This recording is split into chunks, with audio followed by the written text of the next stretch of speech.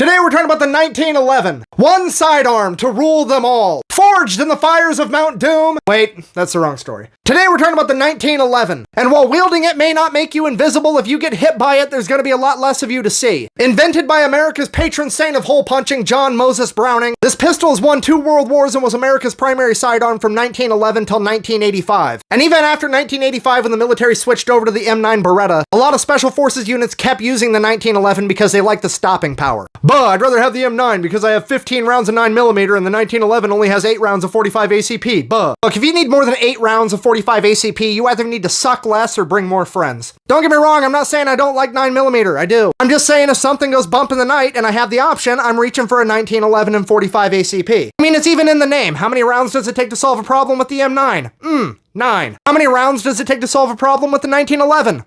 1. And then you're gonna have to call 911 to pick that shit up because you can't just buy body bags off Amazon, even in America. Holy shit, I stand corrected. It's even a bestseller.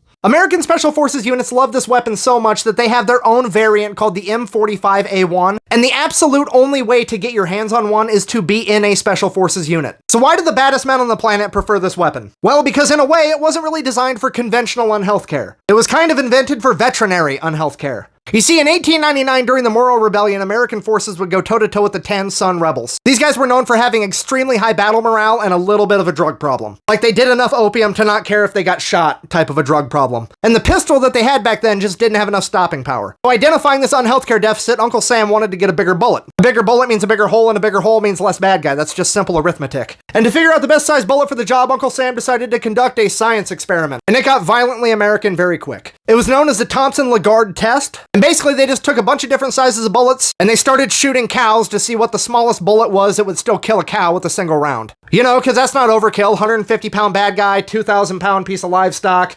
potato, same thing, I guess. Look, I'm not saying it's right, I'm just saying it happened. So the results of this science experiment were that the next pistol needed to be chambered in 45 ACP. John Moses Browning then specifically designed the 1911 for 45 ACP. I'm trying to tell you that this thing is rated for bovine unhealth care, okay? Uncle Sam wanted to switch over to the M9 to save some money on ammunition, and the Special Forces community was like, fuck that. This thing's built with anti-cow technology, it's fucking awesome. If it'll stop a cow, it'll definitely stop a bad guy. Stopping power is not even a good term. It's more like you're gonna go the other way now, power. You get hit with this thing, you're gonna look like a video game character whose controller just got disconnected. In conclusion, the 1911 is one of the most popular handguns of all time. In modern day, available in multiple calibers and different sizes and barrel lengths, including 3, 4, and 5-inch barrels. But in the US military, it always has and always will be the 5-inch barrel, which has affectionately been dubbed government length, because nobody fucks like the government. Merch and other links available at thefatelectrician.com. Quack bang out.